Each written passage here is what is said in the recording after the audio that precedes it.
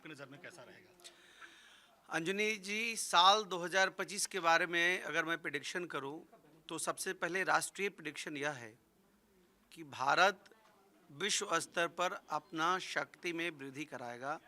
भारत की शक्ति में वृद्धि होगी। भारत इकोनॉमिक दृष्टि से बहुत मजबूत होगा। जिस तरह की बहुत सारे यूट्यूब पर आप देख रहे हैं वीडियोस, और बहुत सारे लोग कह रहे हैं कि साल 2025 में मोदी जी की सरकार गिर जाएगी, तो मेरा ऐसा मानना नहीं है। मेरा ऐसा मानना है कि साल 2025 का जो अंक है, इसको स्वामी 9 हैं, जिसका स्वामी मंगल हैं, और चूंकि देश के राजा के कुंडली में मंगल मजबूत स्थिति में है, तो मेरा ऐसा मानना है कि नरेंद्र मोदी जी की शक्ति में और भी वृद्धि होगी। साल 2025 और भी लाभकारी होगा। अगर हम विश्व की बात करते हैं तो जिस तरह सीरिया में आपने देखा हुतियों ने सत्ता परिवर्तन कर दिया, आप देखेंगे साल 2025 में ईरान में सत्ता में परिवर्तन होगा। और ईरान में सत्ता परिवर्तन होने के कारण और भी 2-3 ऐसे मुस्लिम कंट्री हैं जहां पर सत्ता शासन में परिवर्तन होगा, जिससे अंतर्राष्ट्रीय राजनीति में बहुत भूचाल आएगा। मार काट की स्थिति बनेगी निश्चित तौर पर।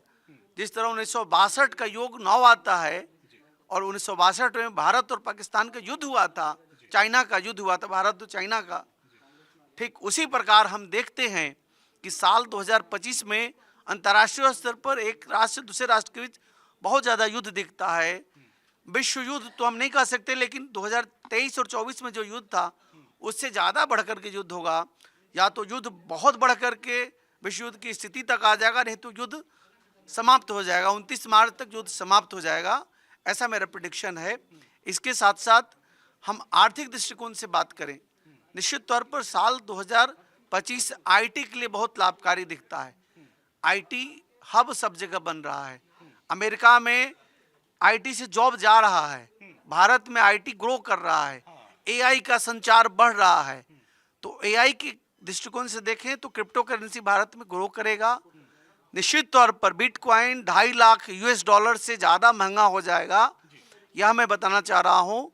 दूसरा, खेल के दृष्टिकोण से अगर बात करें तो लग्न, पंचम और नवम से खेल को देखा जाता है, मंगल को देखा जाता है, और मंगल का वर्ष है, इसलिए भारत खेल के दृष्टिकोण से बहुत ज़्यादा अवार्ड पाएगा।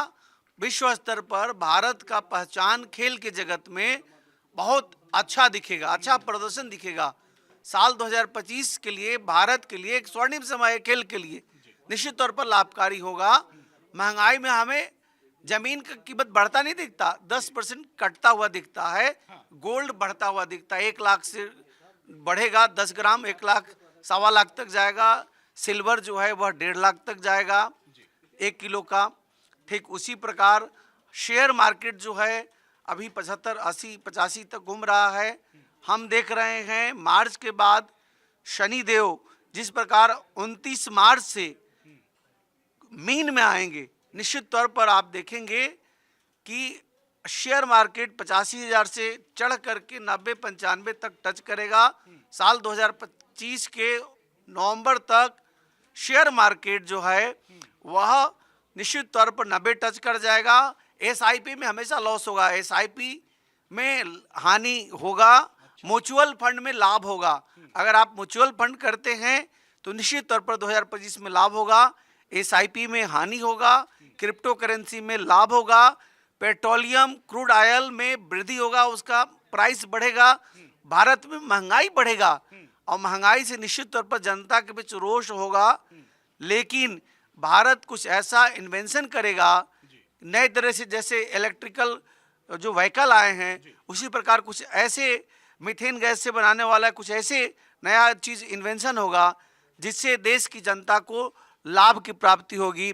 मेडिकल क्षेत्र में कुछ बड़ा सफलता मिलेगा। कैंसर जैसी महामारी, बड़ी जो बीमारी है, जो पूरी दुनिया उससे त्राहिमाम है, उसका निश्चित तौर पर पूरे विश्व में निदान निकलेगा। कैंसर के लिए टीका भी आएगा, रशिया ने बनाया है, लेकिन भारत भी टीका बनाएगा और निश्चित तौर पर सफलता की प्राप्ति होगी। नई खोज के लिए होगा। सियासत की बात हुई, हमसे सवाल पूछा गया था कि राहुल गांधी पीएम मोदी को लगातार घेरने की कोशिश कर रही है। 2025 में विपक्ष और खासकर राहुल गांधी की क्या भूमिका नजर आ रही है?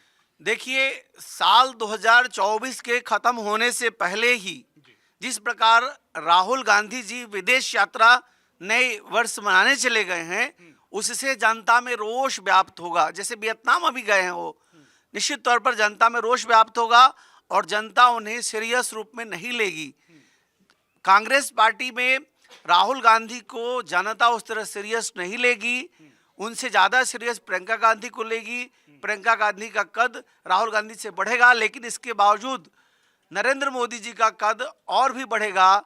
और अगर तुलना किया जाए राहुल गांधी और नरेंद्र मोदी का, तो आसमान और जमीन का अंतर होगा। एक और राज्य बिहार में चुनाव हुआ, नीतीश कुमार और तेजस्वी यादव को लेकर क्या आप 2025 कह रहा है?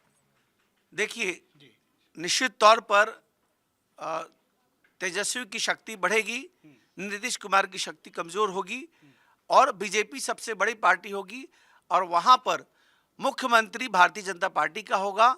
नीतीश कुमार जी साल 2025 में केंद्र में आ जाएंगे, ऐसे हमारी भविष्यवाणी है। और 2027 में नीतीश कुमार भारत के उपराष्ट्रपति होंगे। बहुत बड़ी भविष्यवाणी कर रहे हैं आप। बिल्कुल, बहुत बड़ी भविष्यवाणी कर रहा हूं। साल 2027 में नीतीश कुमार भारत के उपराष्ट्रपति होंगे। अच्छा, आखिरी चरण में आ चुके हम लोग जी। राशियों की बात करें, जो कि हमारे तमाम साथी थे जो अपनी अपनी राशियों के बारे में जानना चाहते हैं कि इस बार वो 4 कौन सी लकी राशियां होंगी 2025 में? देखिए, शुक्र की राशि सबसे प्रबल है, वृक्ष राशि, तुला राशि और धनु राशि और सिंह राशि। ये राशि जो है सो अपना प्रबल शक्तिशाली रूप में रहेगा। मंगल सूर्य की प्रधानता बनी रहेगी और इस राशि के लोग अपने पूरे वर्ष अपने आप को अच्छे निर्णय लेते रहेंगे। मेष राशि और कुंभ राशि और मीन राशि, ये 3 राशियों में शनि की सड़साती है, बड़ी सावधानी रखनी पड़ेगी। जमीन जायदाद, डिसीजन, लाभ हानि इसमें बना रहेगा। कर्क राशि में शनि की ढैया उतरेगा, सिंह में प्रवेश करेगा, उनकी लघु ढैया कहलाती है। उनको भी आदित्य हृदय स्तोत्र, हनुमान जी की उपासना करना चाहिए। और धनु राशि में भी ढैया का प्रभाव 29 मार्च के बाद जाएगा, वो भी मध्यम ही फलदायी होगा। पूरे वर्ष हम लेके चलें तो शुक्र की राशि, सूर्य की राशि और गुरु की एक राशि, ये सर्वोपरि रूप में अपना काम करेगा। सबसे बड़ी चीज़ है सत्य धर्म को धारण करें, विचार में शुद्धता लाएं, बड़ों का मान सम्मान करें, नियमतः अपने धर्म का पालन करें और दुर्गा देवी भगवती का उपासना करें। जो व्यक्ति धर्म को पालन करता है, भगवान की भक्ति करता है, सच्चित आचरण करता है, उसके क्रूर ग्रह भी खराब नहीं करते हैं, वो राशि ऐसे ही जीवन में निकल जाती है। इसीलिए और ये सब राशि जन्म नक्षत्र से निर्णय लिया जाता है। ये ना कि आप गूगल पे, मीडिया में, पत्रकारों के साथ इधर उधर के पढ़ के जो अच्छी राशि है उसको भी आप भ्रमित हो जाते हैं। तो 2025 में आप भ्रमित ना रहे। यूट्यूब पे जितना भी राशि दिए हैं ये 90% गलत है। अगर गलत ना हो तो मैं आपके चैनल पे उनको बिठा के चर्चा करने के लिए तैयार हूँ। इसीलिए उनमें अपना जाएं। आप अपने विचार से, अपने कुंडली से, अपने नक्षत्र से अपने राशि का निर्णय करें। उसके जो स्वामी हैं, उसके जो देवता हैं, उनके जो जप करें तप करें, उस ग्रह के तत्व को दान करें और भगवान के साथ अपने भक्ति रूपी जीवन को अपने सदुपयोग करें। उनके आचरण से अपना कर्म करते रहिए, कर्म करेंगे, ये कर्म वाला साल है। युवाओं के लिए कैसा रहेगा मैम 2025, चूंकि बाकी सब आखिरी चलते चलते आगे हैं। युवाओं वाला देश अपना है, तो युवाओं का लिए कैसा भविष्य रहेगा? देखिए, पूरे विश्व में सबसे बड़ी युवाओं की ताकत ही भारत के पास है और मंगल कहीं ना कहीं सेनापति की ज्योतिष शास्त्र में संज्ञा दी जाती है। कालपुरुष का लग्नेश होता है और अष्टम भाव का स्वामी होता है और दशम भाव कर्म के भाव में ये उच्च का होता है। इस वर्ष देखेंगे युवा की ताकत बढ़ेगी और कहीं ना कहीं डिस्टॉर्ट भी होगी। कहीं ना कहीं एग्रेशन आएगा। आप देखेंगे कि जो बच्चे हैं वो अपना स्टार्टअप के लिए आगे बढ़ेंगे, एक रिस्क लेने की कैपेसिटी बढ़ेगी, नौकरियां छोड़ेंगे, छोटे छोटे व्यवसाय में जाएंगे। जिस प्रकार से स्किल इंडिया का मोदी जी बोलते हैं या जो अलग अलग योजनाएं लेकर आ रहे हैं स्टार्टअप इंडिया के तहत, तो युवाएं इस बार रिस्क टेकिंग एबिलिटी बढ़ेगी उनकी और साथ साथ अपनी जो स्थायी नौकरी है, एक जो सिक्योर लाइफस्टाइल है, उसको वो चैलेंज करते हुए देखे जाएंगे। दूसरी तरफ युवाओं को कहीं ना कहीं अपने खान पान पे, चाहे वो अल्कोहल हो चाहे वो ड्रग्स हो, उसकी तरफ भी हमारे बच्चे जाते हुए देखे जाएंगे। ऑनलाइन गेमिंग है, इस तरीके के एडिक्शंस के शिकार होने के चांसेस ज़्यादा हैं। तो वहाँ पे मैं यही बोलूँगी कि परिवार को और समाज को उसके लिए थोड़ा एग्रेसिव रहना चाहिए, उसके लिए थोड़ा उसके ऊपर एक नज़र रखनी चाहिए। तीसरी चीज़, पॉलिटिकल अरीना में उथल पुथल होगी, धार्मिक उन्माद की स्थिति बनेगी, कहीं ना कहीं एंटी नेशनल जो ताकतें हैं, भारत विरोधी ताकतें, उसको हवा देने का प्रयास करेंगी। तो उसके अकॉर्डिंग भी कहीं ना कहीं एक जो सिविल वॉर और एजिटेशन की स्थिति बनेगी। अभी मैम आपने अब धार्मिक यहाँ बात पे- की, तो महाकुंभ है, संभल है, तमाम जगह जो खुदाई चल रही है उसको लेकर 2025, क्योंकि क्या उसके वजह से आप बोल रहे हैं क्या कि कुछ धार्मिक उन्माद हो सकता है? देखिए, अभी भागवत जी का भी बयान आया है कि भाई हमको हर जगह पे नहीं देखना है, तो इसको कहीं ना कहीं हमको बैलेंस आउट करना पड़ेगा। कारण क्या है कि कहीं ना कहीं फॉरेन जो एंटी भारत विरोधी ताकतें हैं वो ऐसी चीज़ें चाह रही हैं, तो इसको बहुत बैलेंसफुल। और आप इस वर्ष ये भी देखेंगे कि माननीय सर्वोच्च न्यायालय कुछ ना कुछ धार्मिक संस्थानों से रिलेटेड बहुत महत्वपूर्ण निर्णय, जिस प्रकार से राम मंदिर के पक्ष में आया, ज्ञानवापी या मथुरा के पक्ष में आएगा, और चाहे संभल का है, ऐसा ही, मतलब ऐसा नहीं लोग होगा कि इलीगल तरीके से चीजें होंगी, बहुत लीगल प्लेटफॉर्म 2025 में कुछ बड़े फैसले धार्मिक लिहाज से आ बहुत सकते धार्मिक लिहाज से आएंगे और सकारात्मक प्रभाव रहेगा, हिंदुत्व की छवि होगी, लेकिन कहीं ना कहीं उसको भारत विरोधी ताकतें, विपक्ष भुनाने का काम करेंगी। उसके लिए सक्रिय होना बहुत ज़रूरी है। युवाओं की ताकत बढ़ेगी, लेकिन उसको नियंत्रण करने की आवश्यकता है। तो मैं इस चैनल के माध्यम से, इंडिया डेली के माध्यम से आप सभी से बात करती हूँ कि मंगल का वर्ष है। युवाओं को आप जितना हो सके हनुमान जी की पूजा करें, जितना हो सके अपने गुस्से को शांत करें, वाणी में शीतलता रखें, ईगो को थोड़ा अपने को बैलेंस आउट करने का प्रयास करें, पानी का वेस्टेज ना करें, पानी का इंटेक बढ़ाएं, आप लिक्विड का इंटेक बढ़ाएं। इस वर्ष आप देखेंगे कि ब्लड रिलेटेड समस्याएं, चाहे ब्लड प्रेशर है, डायबिटीज़ है, इस डिप्रेशन जैसी चीज़ें बढ़ेंगी। तो यहाँ पे आपको अपनी एनर्जी को चैनलाइज करना है, ऊर्जा बहुत रहेगी, तो चाहे जिम करें, आप मेडिटेशन करें, योगा करें, अपने डाइट को फॉलो करें, तो आप देखना उसका इनडायरेक्टली प्रभाव आपके स्वभाव में और स्वभाव से प्रभाव आपके एनवायरनमेंट में पड़ने वाला है। तो ओवरऑल बहुत ही एग्रेसिव लेकिन प्रॉमिसिंग ईयर है। जीडीपी राइज करेगी, आगजनी की घटनाएं हो सकती हैं इस साल, क्योंकि राहु का गोचर एयर साइन में होगा, तो विमान दुर्घटनाएं आपको सुनने को मिलेंगी। ये चीज़ें हैं। देखिए, ग्रहण भी लगता है, ये हर वर्ष काफ़ी प्रिडिक्टेबल होता है। फाइनेंस की दृष्टि से बहुत जाएगा, बैंकिंग का शेयर, रियल एस्टेट का शेयर, इंश्योरेंस कंपनी बहुत अच्छा काम करेंगी, मेटल के प्राइसेस बहुत राइज होंगे, शेयर मार्केट में कई लोगों को शॉर्ट टर्म गेन्स भी होते हुए देखे जाएंगे। तो ओवरऑल मिक्स ईयर है, लेकिन बहुत ज़्यादा कंपैरेटिवली अगर मैं पिछले वर्ष की अगर मैं बात करूं, तो ओवरऑल भारत की स्थिति, एक चीज़ और मैं बताऊंगी, निर्मला सीतारमन के नेतृत्व में इस बार जो हमारी जो टैक्स कलेक्शन है, रेवेन्यू कलेक्शन है, जो भारतीय जो राजकोष है, उसमें वृद्धि होने वाली है। तो जो हम तीसरी अर्थव्यवस्था की बात कर रहे हैं, कहीं ना कहीं भारत उसकी तरफ 2-4 उसकी नींव 2025 में रखी की नींव 2025 में बिल्कुल डलेगी। Thank you ma'am. तो ये देखिए 2025 बहुत उम्मीदों वाला होगा, और आपने तमाम हमारे ज्योतिषाचार्यों को सुना। ये ज्योतिष एक विज्ञान है, और आपको ज्योतिषी गणितों के माध्यम से बताता है कि आने वाला साल कैसा होगा। तो इसमें कर्म करना होगा, कर्म वाला साल है, आप कर्म करिए, फल आपको अच्छे मिलेंगे। इसी के साथ आज के लिए बस इतना ही। नमस्कार। नमस्कार, आप देख रहे हैं इंडिया डेली और मैं हूं आपके साथ अंजनी कुमार सिंह।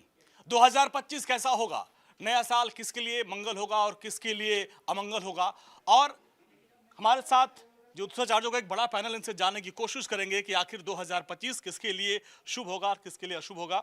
देखिए, तमाम हमारे साथ हैं। 2025 कैसा होने वाला है, क्योंकि हर कोई चाहता है कि नए साल में उसके लिए कुछ खास हो। तो 2025 कैसा होगा, और खासकर अगर हम पूरी दुनिया की बात करें तो युद्ध चल रहे हैं कई देशों में, क्या 2025 में वर्ल्ड वॉर होने वाला है क्या? देखिए, साल 2025 में अगर हम देखें तो राजा जो मेदिनी ज्योतिष के अनुसार इसका जवाब दिया जाता है। अच्छा, ठीक है ना, हमारे एक शास्त्र है, जैसे ज्योतिष है ना वैसे ही मेदिनी ज्योतिष है। तो उसके अनुसार राजा और मंत्री दोनों की एक ही पदवी है, यानी सूर्य के पास है। प्लस ये साल अंक ज्योतिष से टोटल करेंगे तो भी मंगल का साल है, और सारे ही अग्नि कारक ग्रह हैं, यानी तेज ग्रह, गर्म ग्रह हैं, और अग्नि से संबंधित ग्रह हैं। तो युद्ध के हालात की अगर हम चर्चा करें, पहले देश दुनिया के बारे में चर्चा कर लेते हैं, तो एकदम से महंगाई बढ़ेगी। जून तक महंगाई चरम सीमा में होगी। सोना, चांदी, जिंक, जस्ता, प्रॉपर्टी, हर चीज़, हर करियर में बूम आता हुआ जून तक नजर आएगा। और जून के बाद क्योंकि अग्नि क्या होता है, एकदम से ठंडी भी हो जाती है, अच्छा। तो आग बुझती जरूर है, कहीं भी लगेगी बुझेगी जरूर। तो बुझेगी तो यानी कि जून के बाद से लेकर दिसंबर के बीच में जो महंगाई है वो शांत होती हुई नजर आएगी। पहला चीज़ तो ये बताऊं। दूसरा, युद्ध की स्थिति के बारे में मैं आपको 2 अपडेट दे देता हूं।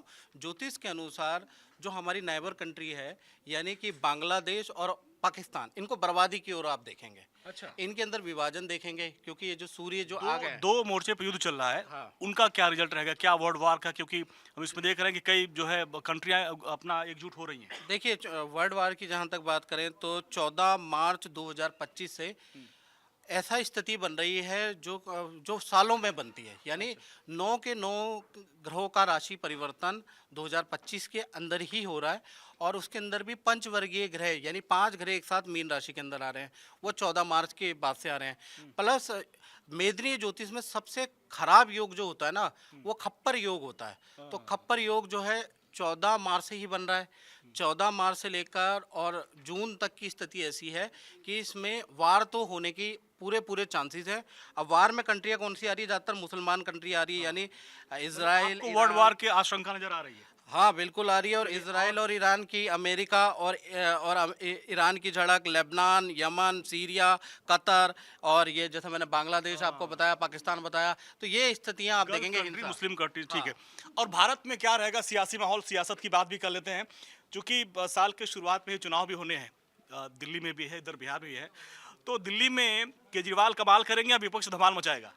देखिए, जैसे कि अभी बताया कि मंगल का वर्ष है और भारत की अगर कुंडली की बात करूं तो वृषभ लगन की कुंडली है और चंद्रमा की महादशा चल रही है भारत की कुंडली में, जो कि उसके तृतीय भाव का, यानी कि पराक्रम के भाव का स्वामी है, पुरुषार्थ के भाव का स्वामी है। और कहीं ना कहीं मंगल भी पुरुषार्थ और पराक्रम का कारक है। और भारत की कुंडली में अगर हम अपोजिशन को देखते हैं तो उसका भी जो ग्रह का लॉर्ड बनता है, वृश्चिक राशि बनती है, वो मंगल की ही बनती है। वर्ष के प्रारंभ में आप देखेंगे कि बहुत उथल पुथल। इस वर्ष अगर मैं राजनीति की बात करूं, राजनीति के अरीना में आप देखेंगे कि विपक्ष जो है वो बहुत ज़्यादा उग्र होगा। जिस प्रकार अभी शीतकालीन सत्र देखा हमने, संसद आप कभी भी आप पूरे वर्ष ऐसे देखेंगे संसद नियम से चल ही नहीं पा रही है। छोटे मोटे दल इस वर्ष उभरेंगे, जिसकी वजह से पोलराइजेशन होगा वोट का, और उसका सीधा फायदा सत्ता पक्ष को होगा। ये आप देखने को मिलेगा। मंत्री जो परिषद है उसमें बहुत हेरा, इधर के उधर जाएंगे, उधर के इधर जाएंगे, बहुत एक्सचेंज, उथल पुथल। मैं केंद्र की भी बात कर रही हूँ और राज्य सरकारों की भी बात कर रही हूँ। बहुत नए चेहरे आएंगे। मंगल की वजह से युवा चेहरों को एक अलग ऊर्जा मिलेगी, उनको पहचान मिलेगी। स्त्रियों का रोल, महिलाओं का रोल, आप जिस प्रकार से आप देखें कि झारखंड चुनाव हुआ, महाराष्ट्र का चुनाव हुआ, मध्य प्रदेश का चुनाव हुआ, इवन जम्मू कश्मीर में आप देखेंगे कि महिला वोटर्स जो हैं वो सामने सक्रिय होकर आई हैं। तो महिलाएं बहुत निर्णायक भूमिका राजनीति में निभाती हुई देखी जाएंगी। उनकी योजनाओं ने आपने देखा किस प्रकार से रातों रात पूरी सम्मान योजना, बाकी मैया योजना, तो ये महिलाओं को एक तरीके से केंद्रित करके राजनीति और युवाओं को केंद्रित करके बनेगी। कहीं कांग्रेस फ्रंट फुट पे खेलने वाली है। प्रियंका गांधी के आने के बाद कांग्रेस की जो स्थिति है कि मनोबल है वो बढ़ने वाला है। दिल्ली में कांग्रेस फिर से वो शीला दीक्षित जी के काम को कैश करने की कोशिश करेगी और छोटे मोटे दल आएंगे, जैसे AIMM आ गई है तो मुस्लिम वोट का बंटवारा होगा, तो विभाजन जो वोट का होगा उसका सीधा फायदा बीजेपी को होने वाला है। कुछ और जब मैं आ रहा था तो कुछ और नाम आए थे कि थोड़ा राहुल जी के बारे में पूछेगा, योगी जी और मोदी जी के बारे में। तो थोड़ा इस बार योगी जी को लेकर बड़ी चर्चा की 2025 में क्या 27 की नींव रखी जा रही है, और आप लोग चर्चा करें क्या मोदी जी के उत्तराधिकारी वही होंगे क्या? देखिए 2025 में क्या कह रहे हैं? अभी तो मोदी जी खुद ही मोदी जी हैं। योगी जी का काल 2027 में शुरू होगा। आपका 2 क्वेश्चन था बीजेपी के, दिल्ली और बिहार। तो बिहार में बीजेपी सरकार बना रही है। आपके चैनल से मैं कह रहा हूँ बीजेपी सरकार बना रही है, एक सहपाठी उसकी होगी। और दिल्ली प्रदेश में भी 42 से 48 सीट बीजेपी लाएगी।